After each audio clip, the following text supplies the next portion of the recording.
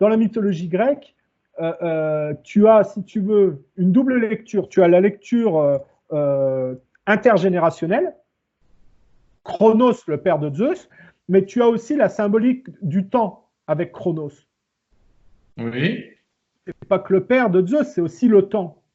Donc, quand Zeus s'émancipe de Chronos, il ne s'émancipe pas uniquement, si tu veux, des anciennes générations, il s'émancipe aussi du temps, de la superficialité qui arrive avec le temps. Tu comprends? Ouais. Parce que la pierre, c'est le symbole du matérialisme, de l'immobilisme. Et c'est aussi le symbole de ce que l'immobilisme accumule, c'est-à-dire de la colère. C'est-à-dire que quand tu fais une analyse de la symbolique de la mythologie grecque, il faut travailler sur plusieurs plans. Le symbolisme et le transgénérationnel. Est-ce que tu comprends à peu près ce que je suis en train de dire? Ouais.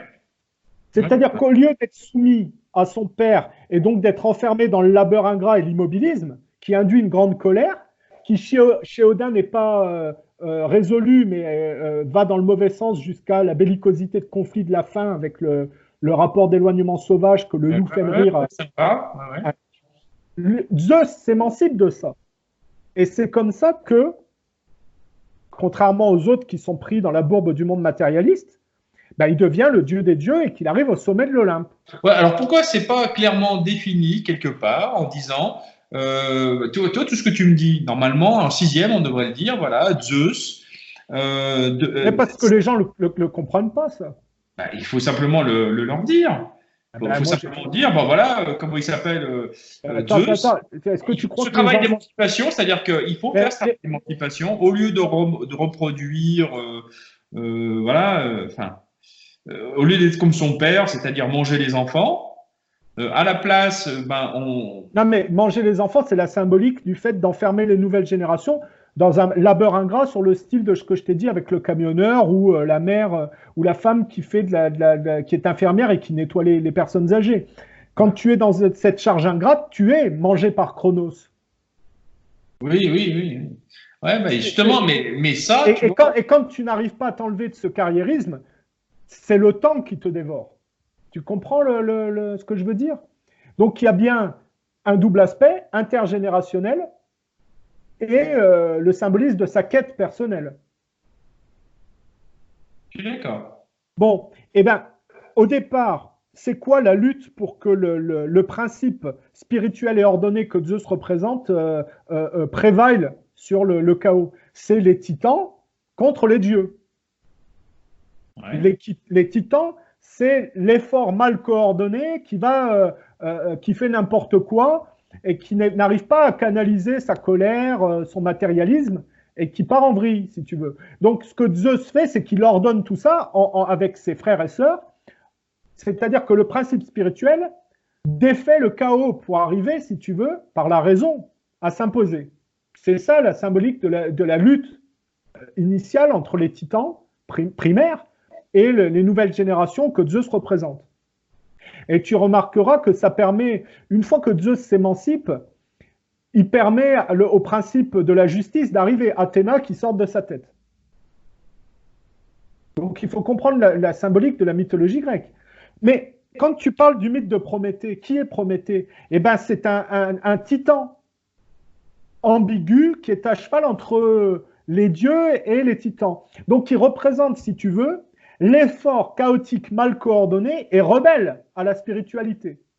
Et en réalité, Prométhée, c'est celui qui dérobe le feu aux dieux pour que les gens, en réalité, se confondent dans le mythe d'Icare. C'est-à-dire qu'au lieu de s'émanciper par la raison et la spiritualité, se complaisent en réalité dans la fausse quête émancipative par l'objet de compensation. Et c'est pour ça que Zeus punit Prométhée en l'enfermant à un rocher, dont je t'ai déjà expliqué la symbolique, et le condamne à se faire dévorer le foie par un aigle. Parce que, si tu veux, l'aigle, c'est le symbole des empires dominateurs, et l'aigle dévore son foie, c'est-à-dire qu'en fait, la science qu'il donne aux hommes va faire que les hommes, au lieu d'aller vers Dieu, vont se faire la guerre, au point de vue matérialiste, par la science. Donc, Zeus punit Prométhée en l'enfermant à un rocher, la colère, le matérialisme, et le condamne à se faire dévorer le foie par le symbole des empires dominateurs qui sont faussement émancipés. Et là, on va aller même… Attends, on va aller même plus loin. On peut aller dans la symbolique de ce que c'est un aigle. Au départ, un aigle, c'est un lézard. Tu vas me dire, qu'est-ce que tu racontes? Oui, je suis d'accord. Oui, ça je savais. Ouais. Les oiseaux ne sont qu'une évolution de ce qui était primitif avant et qui était reptilien. Oui.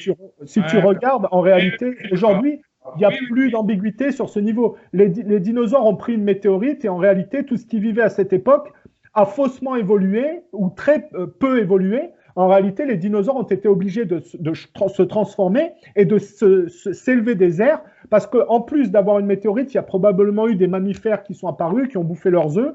Il y a probablement eu un changement climatique, un changement d'ordre d'espèce, si tu veux, qui fait qu'ils ne pouvaient plus pondre à même le sol. Ils ont été obligés de s'élever dans les airs. Et tu remarqueras que cette fausse émancipation par les airs reproduit toujours l'aspect reptilien. Parce que je ne sais pas si tu as déjà vu un aigle bouffer une proie. C'est quand même, ça rappelle vraiment l'aspect très peu évolué des reptiles, quoi. Oui, je suis d'accord. Oui. Donc, en réalité, l'aigle est totalement la représentativité, si tu veux, de la fausse émancipation par les airs, comme la conquête spatiale, si tu veux, mais qui est toujours cantonnée à la compétition dominatrice et reptilienne, en fait. D'accord. Dans la symbolique de l'aigle, tu as toute la symbolique d'Icare, en réalité, de pourquoi Icare se brûle les ailes en approchant le soleil et tombe de très haut. Alors pourquoi, devant leur immeuble, leur splendide et immense immeuble à New York, les Rockefeller mettent Prométhée comme symbole, avec tous les drapeaux de toutes les nations autour. Il apporte la lumière à toutes les nations, c'est-à-dire que c'est ça dépend de ton approche. Tu sais que les théosophes, qui sont pourtant des gens spirituellement élevés, hein, il y a une loge à Paris où tu peux aller voir si ça t'intéresse. Il y a des conférences gratuites sur tout l'héritage de Blavatsky, l'héritage spirituel de cette branche. Tu sais, c'était l'époque des spirites du 19e siècle, avant la Première Guerre mondiale. Tu as toute une époque anglaise, russe, française de spiritisme. Hein, ça va avec Rudolf Steiner, ça va avec des tas de gens comme ça. Je ne sais pas si tu connais Krishnamurti. Non, oui, j'ai entendu, mais bon, vas-y, déroule pour Rockefeller, là. Ouais. Ces gens-là pensent que Prométhée est le porteur de lumière, c'est-à-dire qu'ils n'identifient pas comme une personne maléfique, si tu veux, mais comme une personne qui essaye d'apporter la lumière à l'humain. Le problème, c'est que… C'est de la fausse lumière, enfin, c'est de la… Voilà. Mais le problème, c'est que pour moi, hein, je ne suis pas d'accord avec cette observation parce que la manière dont Prométhée est puni par Zeus prouve qu'en réalité, c'est un mauvais effort mal coordonné et qui est trop matérialiste pour être… c'est une supercherie en réalité. C'est un effort mal coordonné qui confond l'homme dans un matérialisme de soumission et une bellicosité y ayant attrait, si tu veux. Pourquoi ils se sont trompés alors? Parce que, si tu veux, selon la perception… Il y a des gens qui sont accommodants avec ça parce qu'ils se disent, et je pense que c'est peut-être le cas chez les théosophes, il faut percevoir l'humanité de manière compassionnelle et même si on ne croit pas forcément à ce discours-là, essayer psychologiquement de faire croire que Prométhée fait un effort sincère, si tu veux, pour émanciper l'humanité. Donc, alors que moi, je ne fais absolument pas de compromis. Je dis, s'il est puni par un aigle qui lui bouffe le foie, c'est parce que son hypocrisie lui est remise, ou son imperfection lui est remise de manière intransigeante à la figure, si tu veux. Parce que Zeus est l'incarnation de la spiritualité. Or, ce que fait Prométhée, c'est il ne va pas demander de l'aide à Zeus, il vole le feu à Zeus, dans un acte de rébellion. Et il ne faut pas oublier que c'est un titan des premiers temps, et que Zeus a défait ces titans pour apporter la raison. Et que donc, ça défait l'imposture, si tu veux, Zeus défait l'imposture prométhéenne de la fausse quête émancipative par l'artifice boiteux de la science. Et d'ailleurs, Prométhée, ça n'est pas une bénédiction pour l'humanité, c'est aussi, parce que c'est pas que mauvais ce qu'il apporte, hein, cette tentative, c'est aussi la malédiction du fait que les humains vont utiliser la science militaire pour se dégrader entre eux. C'est pour ça que toute la signification de la punition de Prométhée prend un sens dans la mythologie grecque. Et quel est le symbole du foie?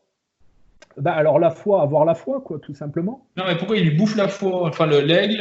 Le foie, la foi, parce qu'il n'a pas la foi spirituelle. Il est matérialiste. Ah, ouais, ok. Et aussi, ouais, attends, il y a un double aspect. Il y a aussi le fait de se faire de la bile, parce que Prométhée n'était peut-être pas une mauvaise personne. C'est parce qu'il faut comprendre que Zeus, à la fin, va le délivrer quand même.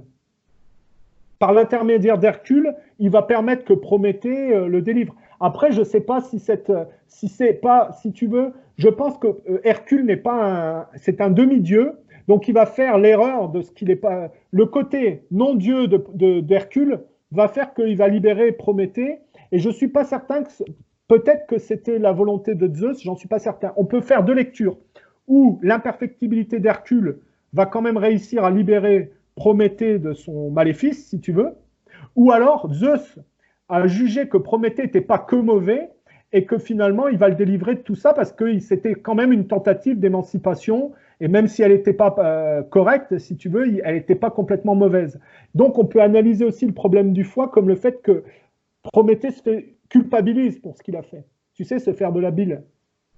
Donc en fait, le fait de voir que son héritage, ce sont les empires dominateurs qui se font la guerre, fait qu'il se fait dévorer le foie, ça veut dire qu'il se fait de la bile et il culpabilise. Donc il y a deux façons de voir, si tu veux. Moi, je suis intransigeant. Donc je suis dans le côté, c'est l'imperfectibilité d'Hercule qui libère Prométhée, et c'est le manque de foi de Prométhée, puisqu'il est rebelle par rapport à... Ah, oui, c'est pour ça que effectivement les Rockefeller, en apportant, soi-disant, en ayant ce symbole immense, ils mettent Prométhée devant leur immeuble, c'est vraiment apporter de la lumière. C'est-à-dire que derrière l'Institut Rockefeller qui a participé au vaccin, derrière il y a eu la grippe, ça a foutu la grippe espagnole au monde. Mais Philippe, ça renvoie à ce que je t'ai dit. Tout le monde n'a pas la même sensibilité, le rapport émancipatif. Si tu as bien compris ce que je t'ai dit par rapport aux circoncisions tout à l'heure, et le rapport au matérialiste de soumission intergénérationnelle, selon que tu sois plus ou moins émancipé, tu vas voir Prométhée d'une autre manière, si tu veux. Eh oui. C'est pour ça que... Tu vois, j'aime bien ce terme, rapport de soumission intergénérationnelle. Parce que c'est exactement ça. C'est exactement ça. Tu vois, mon amie, là, quand elle s'est libérée de son... grâce à cette dame qui aide à régler les problèmes transgénérationnels, spirituellement, elle se sent plus élevée, elle sent la légèreté de la chose, un espèce de bien-être profond, et c'est ça l'émancipation. C'est vrai que c'est hyper important. C'est vraiment le rapport dans la prédation intergénérationnelle qui va déterminer le niveau de matérialisme et le niveau de compréhension des choses ou d'empathie, si tu veux. Ah ouais. Et donc, du coup... Ouais, attends, tu peux même mettre ça en lien avec le Minotaure, c'est-à-dire le rapport animalisé, si tu veux, qui est enfermé dans le labyrinthe. Parce que c'est exactement la même chose. Quand tu n'es pas émancipé, que tu es matérialiste, tu as le rapport bestial, violent, dominateur et prédateur, si tu veux. Et c'est totalement l'expression du Minotaure, avec toujours une solution, le fil d'Ariane. Tu sais comment sortir du labyrinthe. Mais c'est aussi le mythe de la caverne où tu creuses du mauvais côté, si tu veux. Les mythes grecs sont véritablement une porte de compréhension de la psyché humaine et une clé d'émancipation, si tu veux, quand tu arrives à les saisir. Et c'est pour ça que je te recommande, si tu veux, aussi le symbolisme de la mythologie grecque de Paul Diel. Parce qu'on a quand même des gens en France qui ont produit, si tu veux, une approche de qualité sur ces choses-là. Il est super, ouais, mais je crois que je l'ai ce bouquin. Mais parce que c'est à la bibliothèque. Mais alors, il est costaud. Hein. C'est à la bibliothèque Payot. Ouais, c'est ça, c'est une couverture bleue. Ouais, il y a différents types. Ah oui. Ouais. Moi, j'ai la couverture bleue. Mais je trouve comment ça rappelle-moi l'ouvrage. Le symbolisme de la mythologie grecque de Paul Diel. Je trouve qu'il est un peu répétitif dans ses analyses. Mais après, il tourne un peu en rond à répéter, si tu veux. Mais par contre, il est très performant, je trouve. D'accord. Ok. Oui, je sais, mais je crois que je l'ai, mais j'ai commencé, j'ai dit, oula. Et tu comprends la différence entre le positivisme gréco-romain, parce que les Romains vont s'approprier cette philosophie grecque et ces mythologies. Zeus va devenir Jupiter. Mais ça, c'est la mythologie du côté gréco-romain, tu es d'accord? Mais c'est absolument pas la même mythologie chez les Nordiques, où on voit que le parcours d'Odin fait qu'il perd un œil. Hein, parce que moi, je pense que le prophète Mohammed a identifié comme le Dajjal, en fait, puisque au moment où le prophète Mohammed arrive, en fait, c'est au moment où les barbares comment dire, déferlent sur l'Empire romain en chute, si tu veux. Et je pense que les musulmans, enfin les Arabes ont vu ça.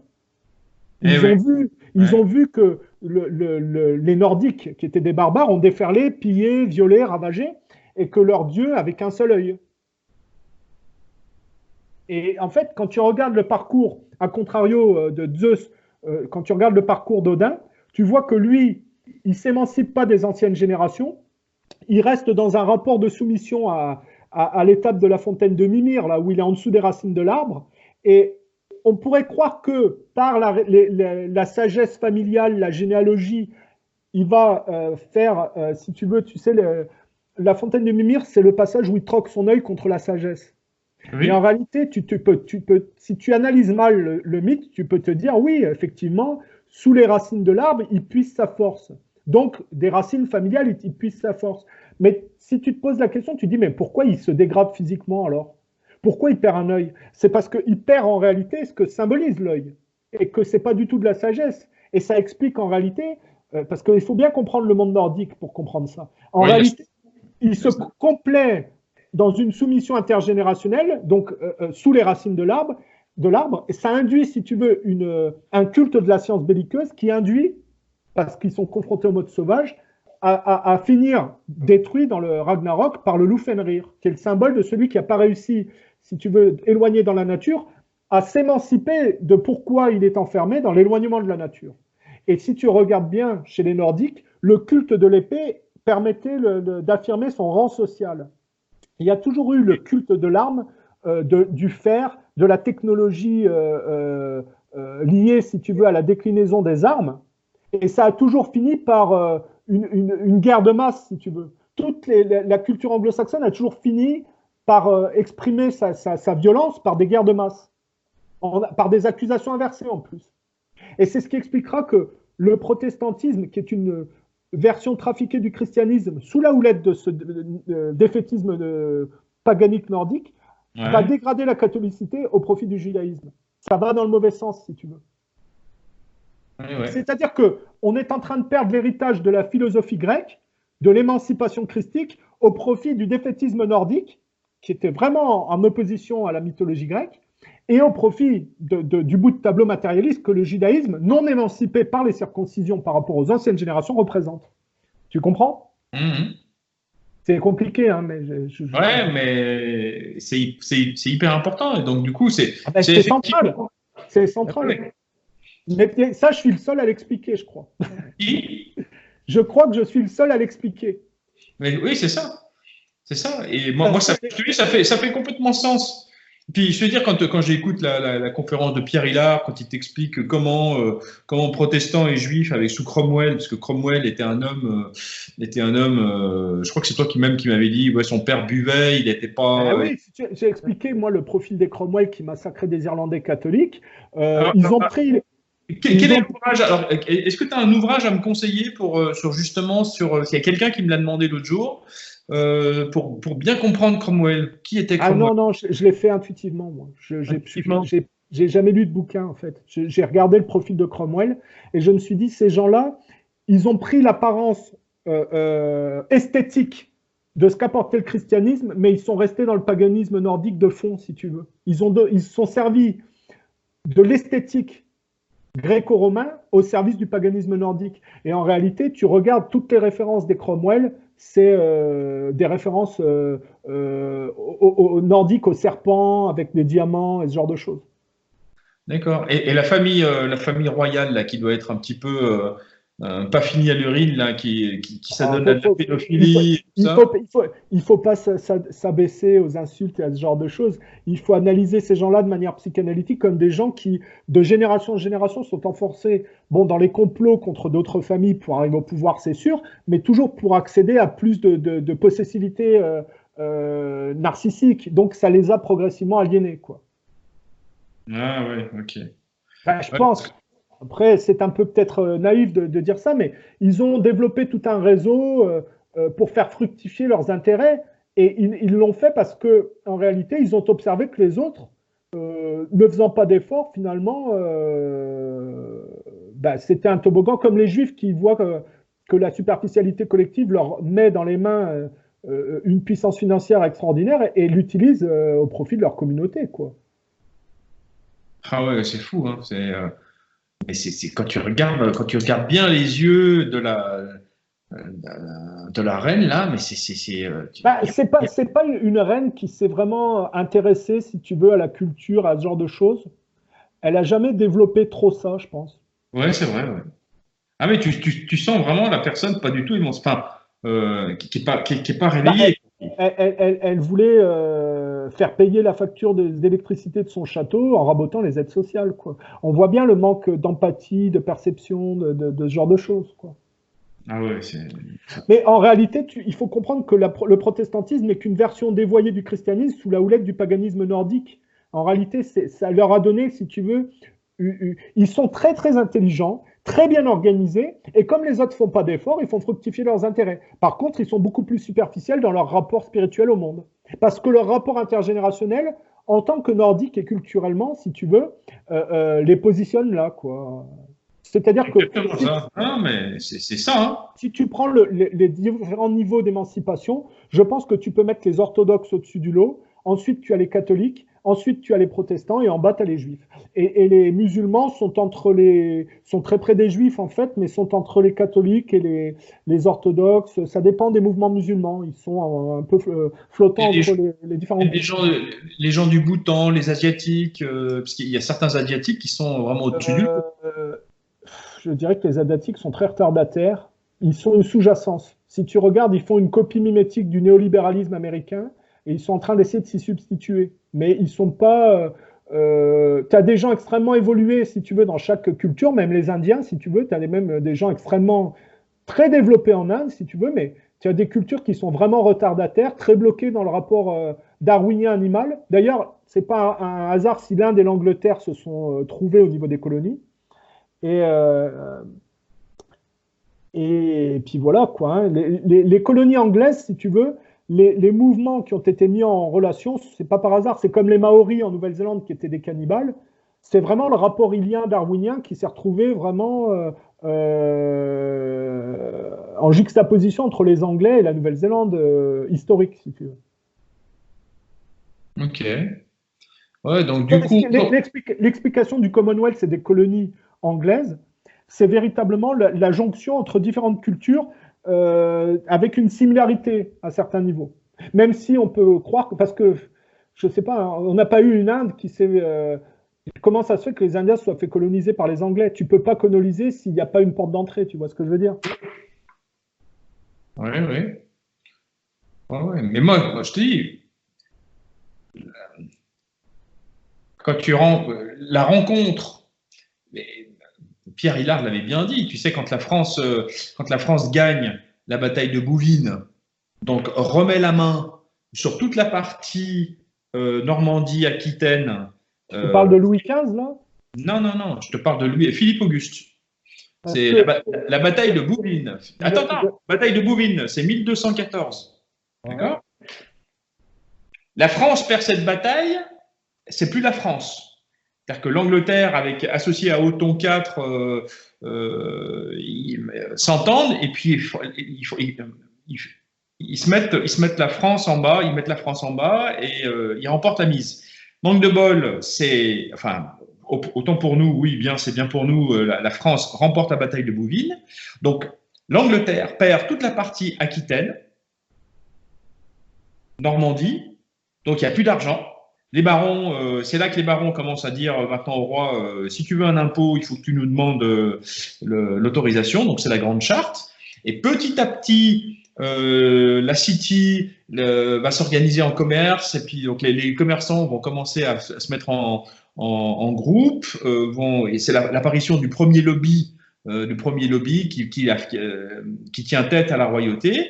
Et puis là arrive une espèce de petite indépendance. Les Juifs qui ont été chassés d'Espagne. Tu peux pas dire que c'est l'apparition des premiers lobbies qui tient tête à la royauté. La royauté a toujours eu affaire à des groupes concurrents qui lui ont tenu tête et qui ont des fois même ont pris le dessus. Sauf que là, c'est la première fois où tu as une force qui dit vous ne pourrez créer un impôt qu'avec notre accord. En gros, c'est ça. Et là-dessus arrivent les Juifs qui étaient dans les Pays-Bas, qui ont été chassés d'Espagne, qui arrivent aux Pays-Bas, qui ont réussi à faire de ce pays, le Pays-Bas, une espèce de Jérusalem du Nord. Les protestants, ils ont bien besoin d'argent, et les autres ont dit, bah tiens, voilà, pour avancer, on a besoin de ces gens-là aussi. On a besoin d'une puissance. Qu'est-ce que c'est quoi la conclusion en fait pourquoi tu abordes ce sujet en fait? En fait, ça veut dire que ce sont deux catégories de gens matérialistes et frustrés, sauf qu'il y en a qui sont plus matérialistes que d'autres, donc les Juifs. Ils sentent que ils peuvent utiliser les protestants parce que ils ont en commun l'Ancien Testament. Ils ont inconsciemment en commun cet aspect très matériel de la vie. Mais quelle incidence ça va avoir sur la suite, ça? Bah, t'imagines quand tu as les Juifs et les protestants qui s'allient. Donc ça veut dire que c'est une grande puissance, c'est une grande puissance naissante. Excuse-moi, si tu prends Louis XV, il vire les Anglais. D'ailleurs, en plus, il aurait dû garder ce qu'il avait pris, mais tout ça, ça va être sous Louis XV. Si tu regardes, les Anglais qui avaient pris une portion il a viré les Anglais du nord de la France. Donc, à un moment donné, tous ces trucs-là qui sont temporaires, ça vaut pas sous un roi ou un autre. Je pense que le royaume de France a jamais été aussi grand que sous Louis XV avec les possessions américaines, et que le problème de Louis XV, en réalité, c'est qu'il a fait des concessions aux Anglais, c'est-à-dire qu'en plus, les généraux devenaient fous, c'est qu'ils ont repris des terres, et même dans le nord de l'Europe, aux Anglais, et Louis XV leur a rendu.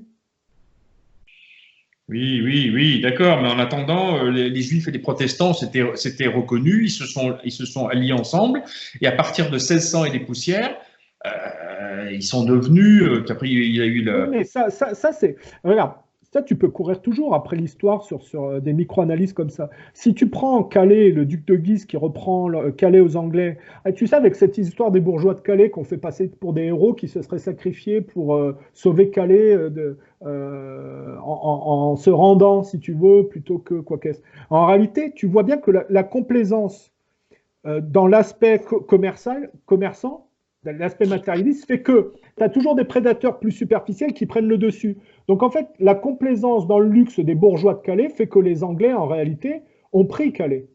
Tu vois bien, chez les catholiques, quand ils se complaisent dans l'aspect des commerçants, donc l'aspect matérialiste possessif, c'est toujours des prédateurs plus superficiels qui prennent le dessus. Donc c'est à cause des bourgeois, en réalité, à Calais, que les Anglais vont prendre la ville. Et on fait passer dans l'histoire les bourgeois pour des héros. Pour maquiller, parce que c'est une question de pédophilie intellectuelle aussi. Tu as tout un tas d'artistes. Alors, qu'est-ce que tu appelles pédophilie intellectuelle? Alors voilà, là aussi, ça c'est un de tes termes, tu l'utilises. Quand tu fais passer des gens qui sont responsables d'un problème pour des héros, tu violes le psychisme des gens qui écoutent ta version. Parce que tu maquilles en réalité toute possibilité d'identifier le problème. Parce que ça te sert à continuer à spolier. Par exemple, tout un tas d'artistes qui ont vanté les bourgeois de Calais ont fait du fric dans des sociétés où, en réalité, le modèle allait vers le côté anglo-saxon plutôt que le côté français. Donc, ces gens-là font de la pédophilie intellectuelle, même sans s'en rendre compte, si tu veux. Moi, je dis pédophilie intellectuelle, c'est que, par exemple, quand les Juifs, pour le World Trade Center, ont sauté en dansant sur des toits, tu sais, les 5 espions du Mossad. Qu'est-ce qu'il a fait, Netanyahou? ils ont filmé des Palestiniens à qui ils ont donné des bonbons et qu'ils ont demandé de chanter. Et ils ont dit, regardez les Palestiniens qui dansent parce que les tours jumelles sont tombées. C'est bien la preuve que les Arabes sont derrière le 11 septembre. Ça, c'est de la pédophilie intellectuelle. C'est faire passer sur les Arabes les vices des Juifs impliqués dans le 11 septembre. Oui, mais pourquoi tu parles de pédophilie? T'as pas l'impression que c'est de la pédophilie intellectuelle de faire passer l'inverse des choses? Mais je vois pas ce que les enfants ont à faire là-dedans. Comment te dire? Il n'y a que les enfants qui peuvent se faire berner par ces imbécilités. Ah oui, d'accord. Non, oui, dans ce sens-là, oui. C'est enfantin. Alors, non, mais c'est même pas ça. C'est que aussi il y a beaucoup de pédophilie chez les juifs et que cette pédophilie induit un rapport intellectuel très truqueur en réalité. Moi, quand je considère pédophilie, c'est pas forcément de violer des gamins, c'est un rapport de mentir pour travestir la réalité des choses. Faut comprendre. C'est oui, pas violer. Quand je dis pédophilie, oui, d'accord. Ouais. Je parle de pédophilie intellectuelle pour que ce soit marquant et que vous compreniez le processus de violer le psychisme des gens naïfs, comme l'innocence des enfants, si tu veux. Tu comprends? Ah, ouais. Oui, mais ça, tu vois, quand tu utilises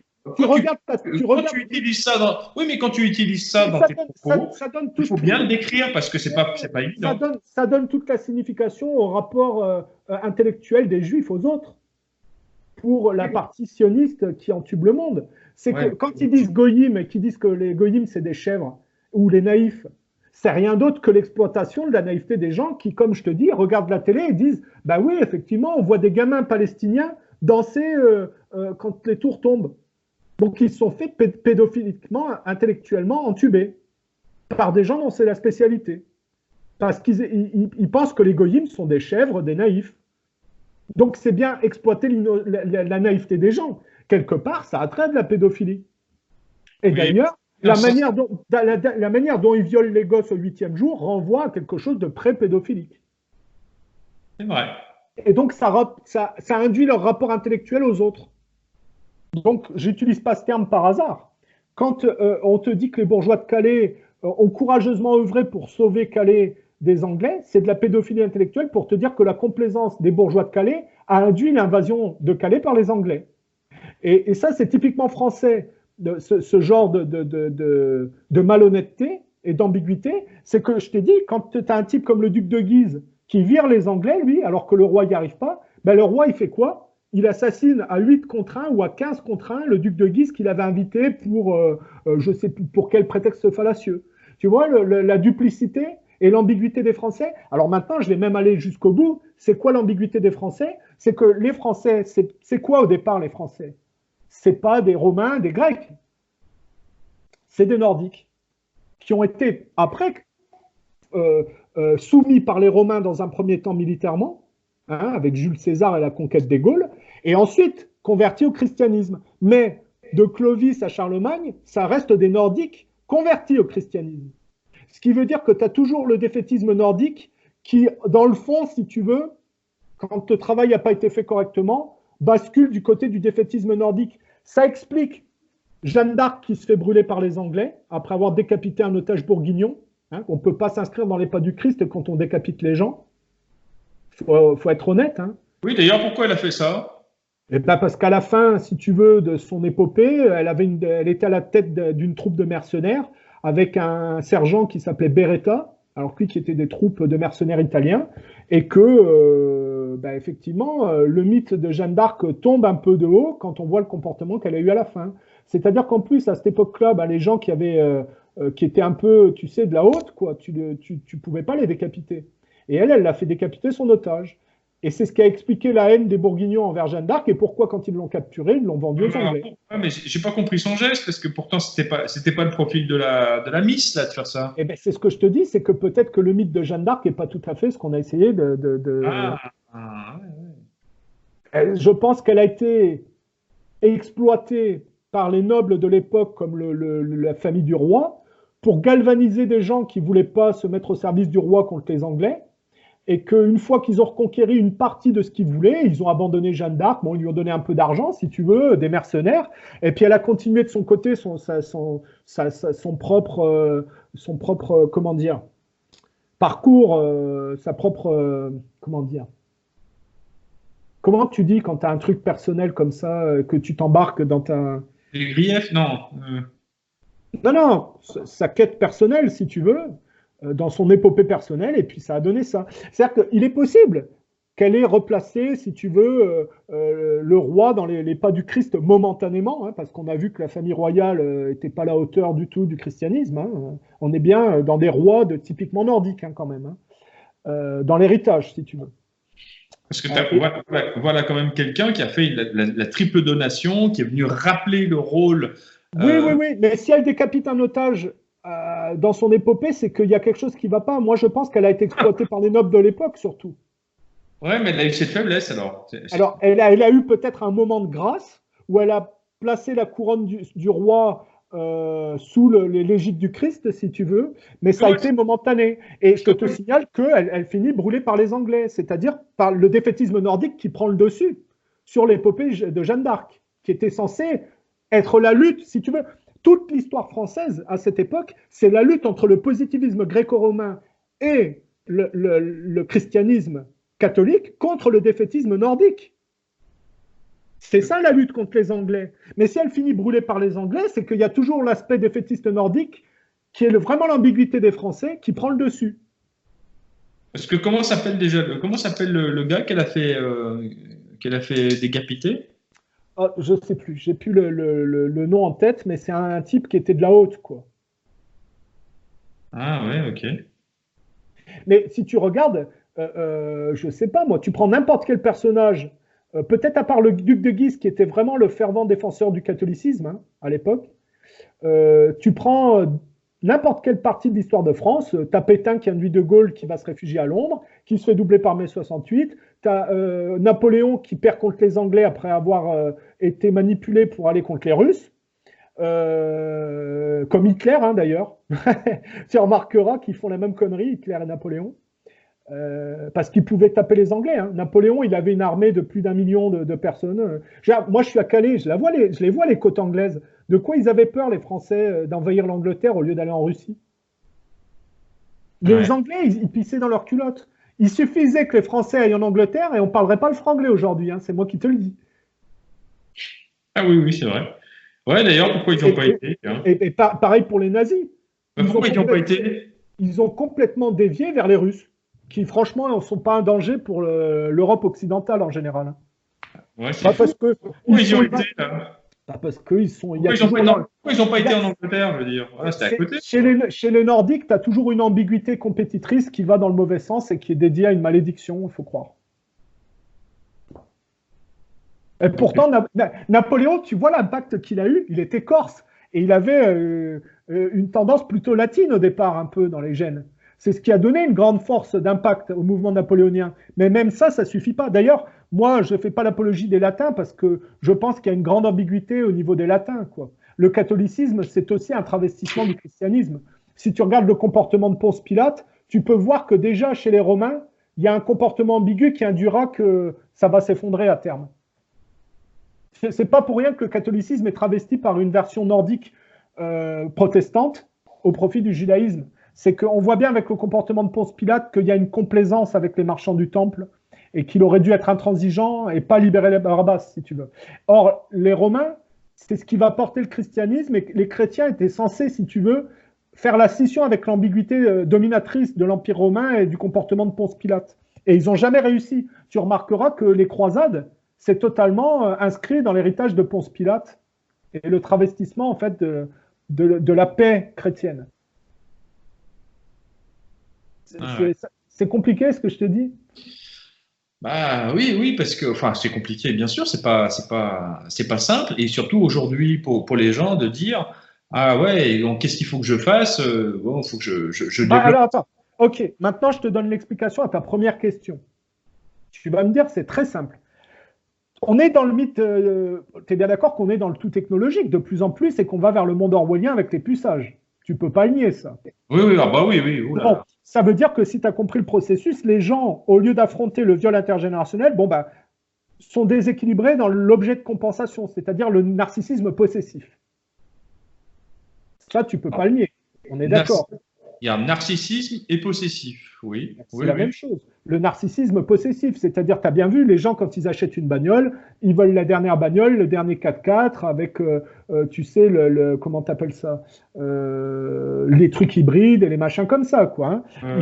Et les gens dépensent un fric fou pour cette histoire d'apparence sociale par les véhicules.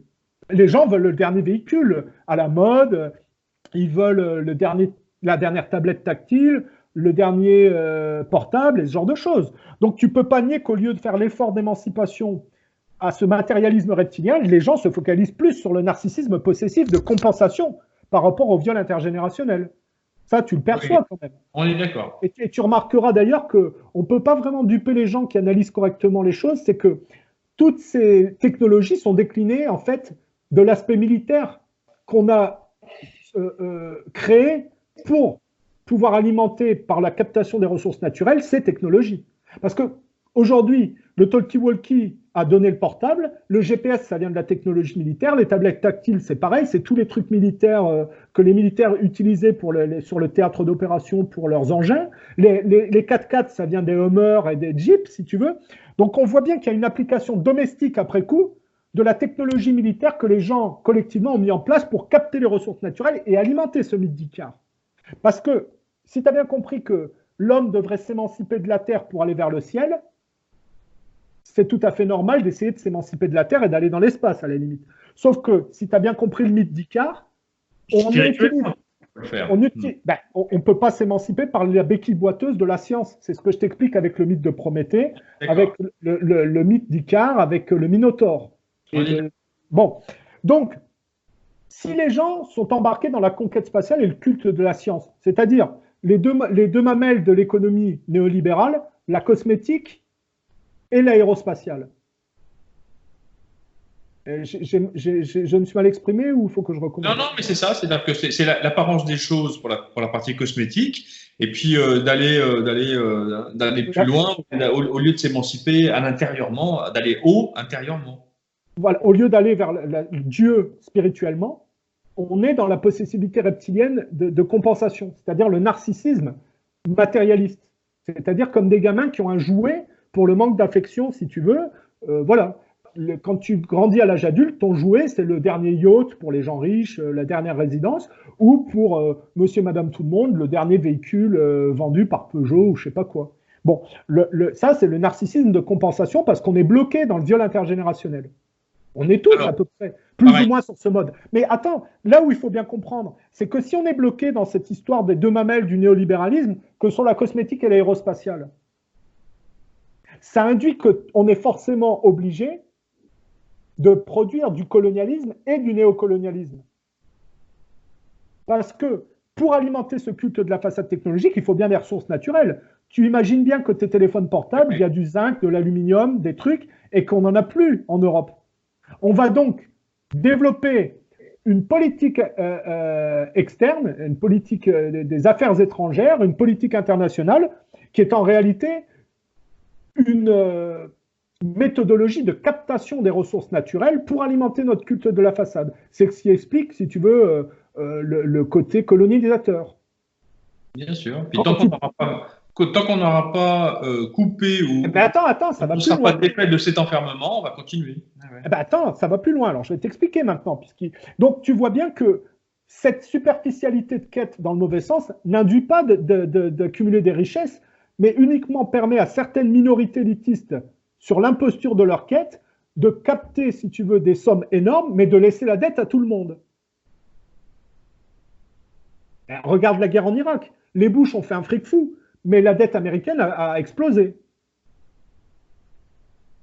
Oui, c'est vrai. Oui, parce que... Attends, c'est bien une guerre néocoloniale, où on va se déporter dans un pays arabe sous de faux prétextes, en accusant une personne de quelque chose qui n'a pas fait. Non, mais ça, c'était uniquement dans le cadre du plan Oded-Inon pour aller, c'était pour jouer la sécurité d'Israël, d'aller éclater les pays qui sont autour d'Israël. Ce n'est pas vrai. Ce n'est pas vrai. Parce qu'au niveau du pétrole, ils ont perdu. Les Américains ont perdu. C'est les Chinois qui ont pris la mise. C'est ce que je te dis. c'est-à-dire que le crime ne paie pas.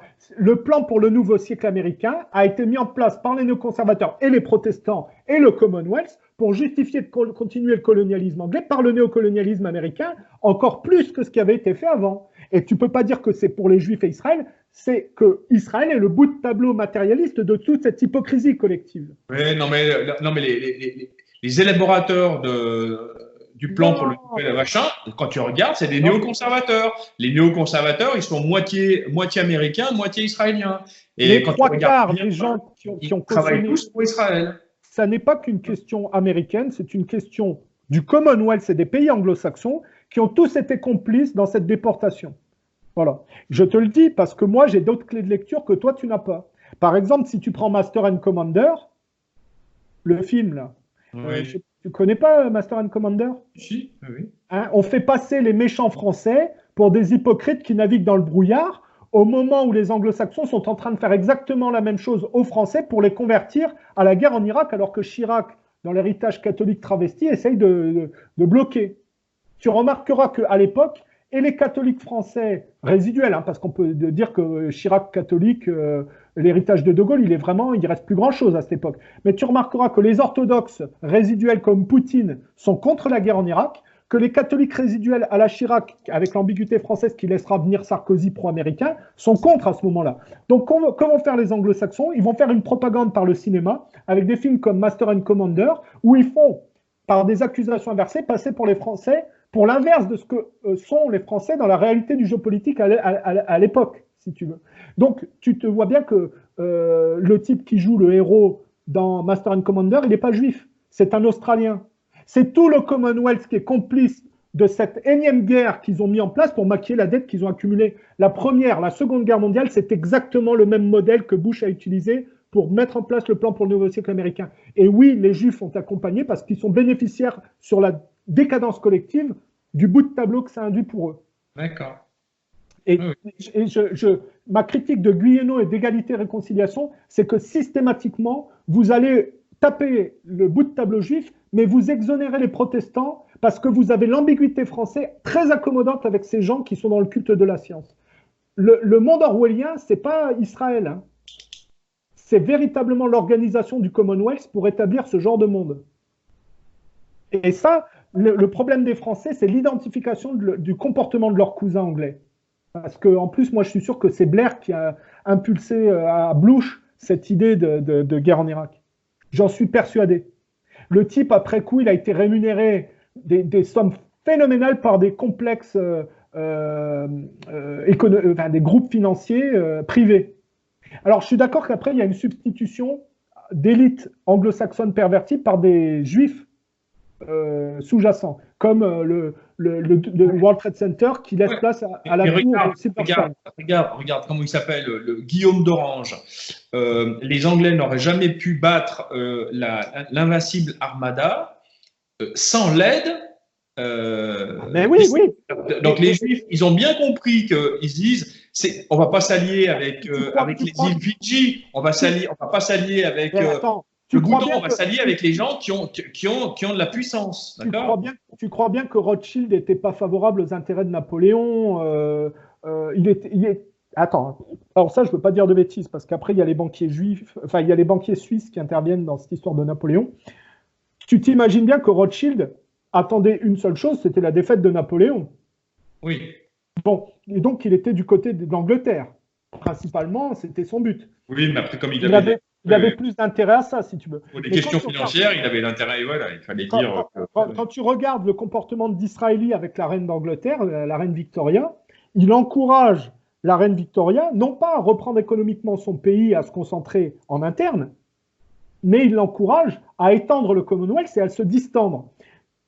Écoute, c'est comme quand toi, tu es chez toi, tu devrais t'occuper de tes affaires et remettre les choses en ordre, et tu préfères te distendre à l'extérieur. Eh bien, tu vas te superficialiser, tu vas accumuler des dettes, des conneries, si tu veux, et tu n'auras pas fait le travail que tu aurais dû faire pour te nettoyer chez toi. Donc, quand l'Israéli encourage la reine d'Angleterre à étendre le Commonwealth et les colonies, eh ben, il empêche l'économie anglaise de se reprendre chez elle et de régler ses affaires. C'est pour ça que je t'ai dit que c'est une économie de la dette que de reproduire le comportement spoliateur des Vikings d'autrefois et des pillages, si tu veux. Ça ne fait que distendre les gens dans une superficialité et une fausse quête économique qui induit, si tu veux, peut-être de capter des richesses pour une minorité d'individus, mais de laisser la dette à tous les autres. Et le Commonwealth a toujours maquillé la dette que sa superficialité de quête a induit par des guerres de masse en accusant le moins pire, et donc au profit effectivement de la dégradation des branches chrétiennes et au profit d'Israël. Parce que Israël est le bout de tableau, c'est-à-dire le retour à la superficialité marchande narcissique que le Christ a ventilé avec les Romains. C'est là que tu comprends la parabole des coqs et l'antagonisme entre catholicisme, orthodoxie, protestantisme et juif.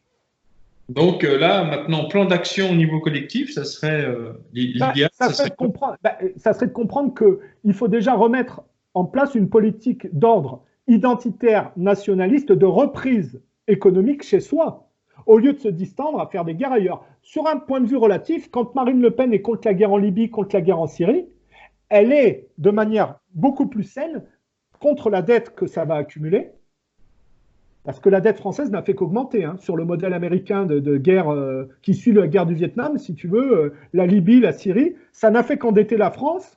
Hein, et si Marine Le Pen avait été élue présidente et qu'elle avait suivi ses directives, il n'y aurait pas eu la guerre en Syrie, il n'y aurait pas eu la guerre en Libye. Ça veut dire qu'il n'y aurait pas eu des masses d'immigrés et qu'il y aurait eu beaucoup moins, si tu veux, de propicité à un conflit civil en interne. Elle était contre la dette, elle voudrait annuler la dette privée, c'est-à-dire revenir à un emprunt d'État et pas, tu sais, elle voudrait, comment dire, tu sais que il y a eu, à partir de Pompidou, qui était un homme des Rothschild, le fait que la France s'est soumise à un endettement d'emprunt par rapport à des compagnies privées. Ça n'a fait qu'exploser. Hein. Sous Giscard, ça a été accentué, si tu veux. Donc, ce que Marine Le Pen voulait faire, c'était sortir de ces intérêts d'emprunt extrêmement élevés par des compagnies privées, c'est-à-dire revenir à des emprunts probablement à taux zéro de l'État. Je ne veux pas dire de bêtises, je suis un peu, ce soir je suis un peu confus là-dessus, mais c'est sortir de la logique de l'endettement aux emprunts. Le but, c'est de sortir de la logique de l'emprunt des compagnies privées et des intérêts d'emprunt. Ouais. Alors après, Marine Le Pen, on voit bien qu'il y a l'aspect hypocrite zémourien, c'est-à-dire de continuer le culte de la façade technologique en amont. Ouais. Elle aurait dû plus aller du côté de Soral pour éviter le conflit civil, si tu veux. Tu sais, Soral, il voulait éviter que le Front National bascule dans cette hypocrisie de conflit civil qui a été totalement pensée pour empêcher la France de se reprendre. Mais le Front National a préféré l'inverse avec Zemmour, tu es d'accord? Ouais.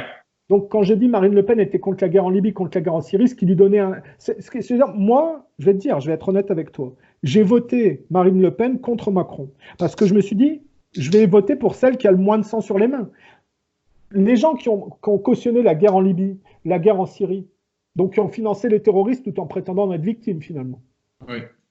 Ils ont du sang sur les mains. Ils ont le sang des gens qui sont morts en Libye, en Syrie, le sang des chrétiens d'Orient qui ont été massacrés, des gamins décapités, ce genre de choses. Et auquel d'ailleurs Thierry Meyssan nous a dit que l'armée française avait participé. Hein. Si tu regardes l'interview que j'ai faite de Thierry Meyssan, il explique que certaines personnes rapportent que les militaires français ont participé à la décapitation de personnes avec les terroristes.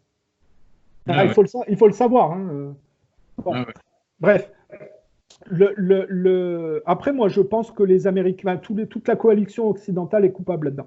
Donc, si tu prends certaines parties de ce que voulait proposer Marine Le Pen, en amont, tu n'as pas de sang sur les mains, puisque tu n'es pas pour ces guerres de déportation qui induisent la dette et puis une dislocation de culture qui revient par le biais de migration exploité par les juifs sionistes, comme Bernard-Henri Lévy. Parce que lui, il a la faculté d'encourager des guerres qui créent des migrants et après à faire pleurer sur les chaumières en filmant des gamins qui meurent noyés. Alors qu'il est le premier responsable des gamins qui meurent noyés, parce que s'il n'y avait pas eu la guerre en Libye, Kadhafi, lui, bloquait les flux de migrants. Ouais. C'est bien Bernard-Henri Lévy qui a poussé à la guerre en Libye. Oui, après, c'est ils étaient un petit peu les caniches de l'OTAN. Hein. Attends, Bernard-Henri Lévy, il a poussé à la guerre en Yougoslavie, il a poussé à la guerre en Libye, il a poussé à la guerre en Ukraine. C'est un spécialiste, lui. Oui. Bah, mimétiquement, il encourage les Français dans leurs mauvaises tendances. Mais après, quand il filme un gamin noyé sur les plages pour faire pleurer sur le sang des migrants, Je veux dire, de qui il se fout? S'il n'y avait pas eu la guerre en Libye, il n'y aurait pas eu ce gamin noyé. C'est quand même lui qui est responsable de ça. Il fait pleurer les gens sur les chaumières sur ce qu'il a fait lui. Tu vois bien le psychisme inversé des gens. Si ils avaient écouté Marine Le Pen au lieu de Mélenchon, Eva Joly, François Hollande et Sarkozy, là, il n'y aurait jamais eu la guerre en Libye et en Syrie. Il n'y aurait pas eu un accroissement exponentiel de la dette à cause de ça, sur le modèle que je t'expliquais de pourquoi, quand on se déporte pour faire la guerre pour de mauvaises raisons, on est toujours dans un processus de la dette et des problèmes, si tu veux. Mais après, le problème, c'est que Marine Le Pen, qui n'aurait pas eu de sang sur les mains, qui n'aurait pas participé à faire venir les migrants, et qui veut sortir du processus d'endettement bancaire auprès des organismes privés, pour revenir à un emprunt d'État à taux zéro, c'est ce que j'essaie de t'expliquer.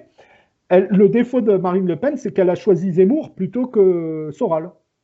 Et que donc on est toujours dans l'imposture mimétique juive qui encourage à continuer ce culte d'Icare et donc à poursuivre le colonialisme. Parce que tu remarqueras que Marine Le Pen, elle n'est pas en réalité découplée du colonialisme.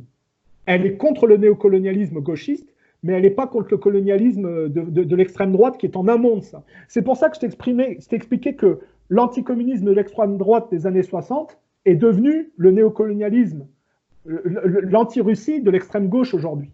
C'est les deux facettes d'une même logique colonialiste, en fait. Oui. Elle est moins importante pour les gens d'extrême droite, mais elle existe. C'est pour ça qu'il y a l'aspect Zemmour. Et l'extrême gauche prétend être antiraciste, anti-cela, mais il pratique un néocolonialisme qui est qu'une version dévirilisée de ce que produit l'extrême droite en amont. Pardon. Tu comprends ce que je veux dire? Oui. Ah oui, c'est... C'est pour ça que l'assassinat de Kennedy est intéressant, parce que c'est l'extrême droite qui l'assassine. Et ensuite, pour faire la guerre du Vietnam, on est toujours dans le processus de la parabole des coqs, de la dislocation pour des fausses quêtes d'imposteurs. Je veux dire, la guerre au Vietnam, ça n'a fait que quand empêtrer les Américains face aux communistes, ils ont fait que s'endetter, et ça n'a fait que faire fructifier les intérêts des marchands d'armes, du trafic de drogue parallèle, ça n'a fait que dégrader la nature, et ça n'a été qu'une mauvaise chose en réalité. Ça n'a fait qu'accroître la dette, la guerre du Vietnam. Ah oui. Bon, quand la guerre du Vietnam a échoué, finalement aux États-Unis par Woodstock, ils ont travesti l'héritage des années 60 par le gauchisme, et ils ont repris le credo de l'extrême droite progressivement par l'anti-Russie. D'ailleurs, quand tu étudies les réseaux terroristes des années 60, là, tu sais, le Gladio, les réseaux stébiennes mis en place... Ça, c'est plus tard, ça, le Gladio, c'est plus tard, c'est dans les années 70. Non, 60, 70, il y a déjà ces réseaux qui mettent en place des attentats, des assassinats pour stigmatiser les communistes ou les gens de la résistance qui veulent faire front. J'ai parlé de la tentative d'assassinat de De Gaulle ou l'assassinat... Oui, d'accord, mais tu parles des autres attentats, c'est quand? Parce que la guerre de Bologne, c'est beaucoup plus tard, ça. Et le début des réseaux de la CIA, ils vont mettre des attentats en place sous faux drapeau en Europe pour stigmatiser l'influence de ceux qui veulent virer. À l'époque, c'est anticommuniste. Je t'ai parlé de Cléchot, mais Allen Dulles qui fait ses coups d'État en Afrique ou en Amérique du Sud, c'est exactement la même chose. Kennedy veut virer ça, il se fait tuer. Ensuite, l'extrême droite développe ses réseaux dans une logique d'anticommunisme. Le Commonwealth a tout un tas de réseaux d'assassins qui va jusqu'à assassiner le type, là, je t'ai dit, au Mont Blanc, là, le père du nucléaire indien qui se fait tuer parce qu'il va faire une conférence de paix. Bon, c'est exactement la même logique. Et à la chute de l'URSS, tu t'aperçois que ces réseaux mis en place pour stigmatiser l'influence de l'URSS, ils manipulent des gens de gauche généralement pour faire des attentats sous faux drapeau, tu t'aperçois que ça va se transformer progressivement en réseaux qui vont mettre en place des attentats en utilisant des faux islamistes qui sont en fait des racailles américano-sionistes, qui vont jouer l'épouvantail de l'islam au profit du diviser pour mieux régner dans une logique de dégradation de l'héritage de l'URSS dans les pays arabes. Okay. Tu vois ce que je veux dire? Les réseaux de filières djihadistes financés par Sarkozy et Hollande au niveau de la guerre en Libye, en Syrie, tout en prétendant être victime de la guerre au terrorisme, c'est l'héritage de Allen Dulles de la CIA qui fomentait des attentats en Amérique du Sud, en Afrique, sous faux drapeau. Ça s'est transformé d'anticommuniste en anti-russe et à manipuler des islamistes dans une logique de dislocation de l'islam après. À la chute de l'URSS, qu'est-ce qu'ils voulaient faire? C'était s'approprier les sphères d'influence de l'URSS, qui étaient les pays de l'Est. Donc on a vu l'Ukraine, ça s'inscrit dans des coups d'État, les révolutions colorées, mais aussi l'influence socialiste russe dans les pays arabes. Donc, tu as toutes les filières anticommunistes qui se sont transformées en filières de financement de faux djihadistes pour disloquer cet héritage-là dans le monde arabe. En fait, moi, mon travail sur l'assassinat de Kennedy m'a permis de trouver tous les réseaux de filières d'assassinat de la couronne d'Angleterre, du Commonwealth, d'Israël, qui ont mis en place, comme la CIA dans les années 60, des attentats, si tu veux. Mais tout ça, tu devrais le mettre par écrit. Mais je l'ai déjà expliqué dans mes vidéos. Et d'ailleurs, j'ai expliqué que... Non, mais tu mets des vidéos, oui. Attends. J'ai expliqué d'ailleurs que quand tu fais le travail correctement, comme tu comprends que Woodstock et mai 68, c'est la même chose, tous les types qui sont impliqués dans mai 68 politiquement, de plus ou moins loin, comme Sarkozy et Hollande, vont produire ces mêmes filières qui ont repris le credo de l'extrême droite anticommuniste. C'est eux qui vont le reprendre par l'héritage de mai 68 dans cette histoire très juivisée, en fait, de prétendre être victime du terrorisme tout en le finançant. C'est les mêmes qui faisaient des attentats sous faux drapeau à l'époque de Kennedy et que Kennedy a essayé de virer. C'est pour ça que l'assassinat de Kennedy est central et que je suis très déçu que Soral ne s'intéresse pas à ça. Outre la version assez superficielle, dans le sens qu'il se concentre que sur la piste juive de Guyeno. Oui. Tu comprends l'intérêt de... Oui, mais après c'était... Oui, c'est vrai. Non, mais attends, parce que vous êtes naïf là-dessus, mais moi, là, Schlanger, là, aux États-Unis, lui, il est performant là-dessus. Hein. Parce que lui, il pense pareil. Hein. Je pense. Et j'ai discuté avec lui, il m'a dit ce que Trump est en train d'affronter avec l'hystérie démocrate, c'est de l'héritage de ceux qui ont tué Kennedy. Donc tu vois, il y a des gens qui pensent comme moi, je ne suis pas débile. Ah bah ouais. Et là, à mon avis, l'année prochaine, là, pour les démocrates, ça va saigner. Hein.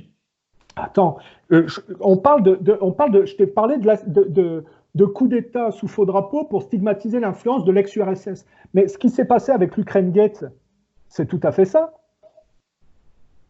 Tu as Nuland, Soros, Obama, Clinton, Ashton. Tu as la CIA qui, avec du fric, passe par Facebook, Twitter, manipule des jeunes, pousse des acteurs civils à sortir dans la rue. Ils leur promettent des postes quand le gouvernement pro-russe sera tombé, alors qu'ils n'ont pas de qualification.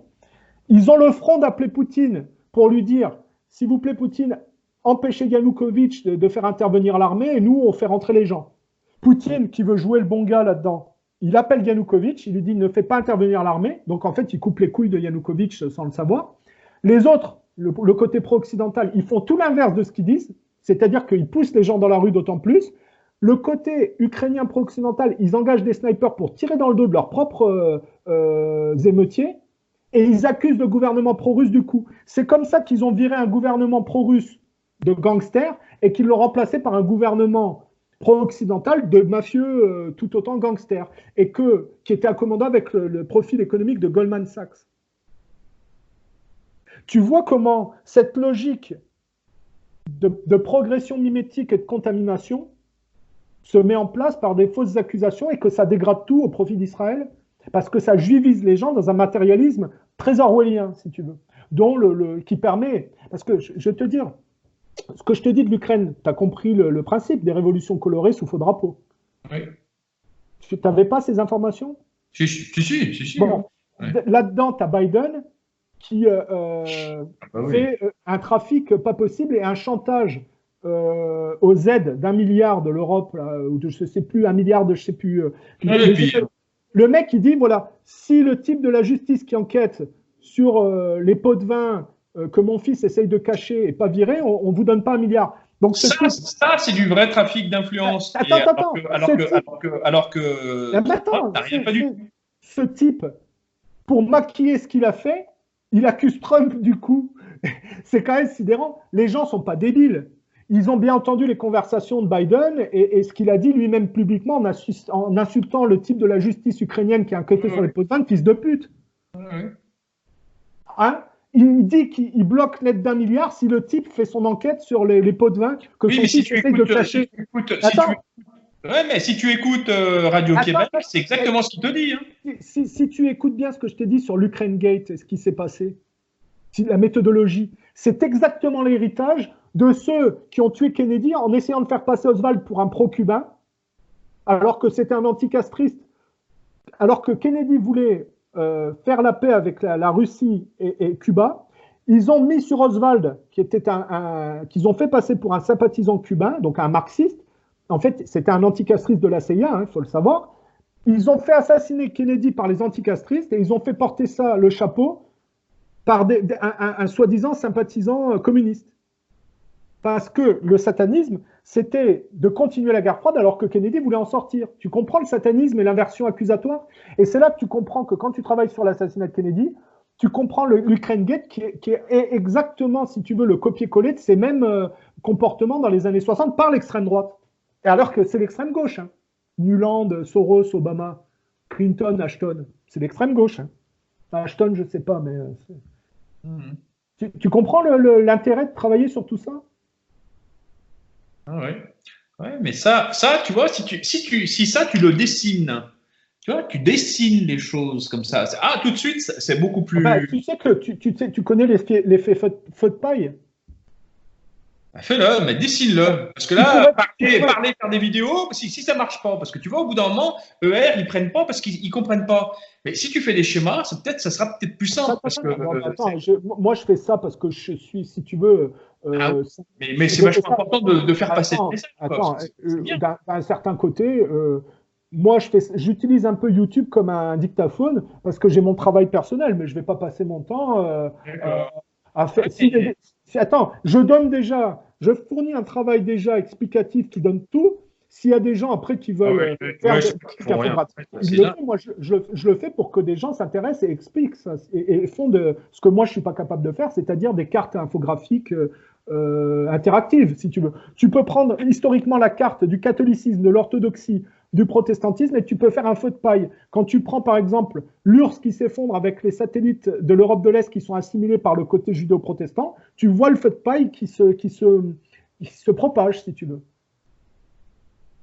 Moi, je fais déjà un travail d'explication gratuit sur une chaîne non payante où je prends le temps pour moi aussi de comprendre le monde. Je ne vais pas après m'ennuyer à utiliser des technologies que je critique. Hein. Je ne vais pas au-delà d'eux, moi. Je n'utilise pas Facebook, je n'utilise pas Twitter pour les raisons que je t'ai expliquées. Parce qu'ils passent par le culte de la technologie pour contaminer les gens.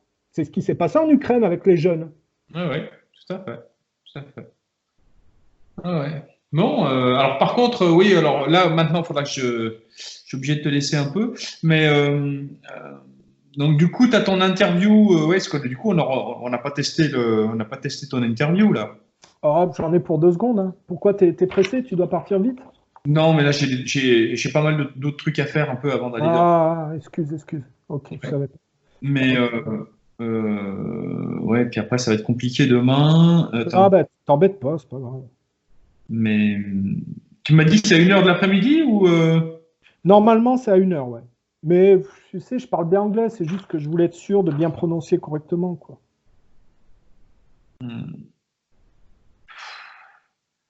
Ouais, parce que putain. Non, mais t'embête pas, c'est pas grave. Si, attendez. Attends, voir.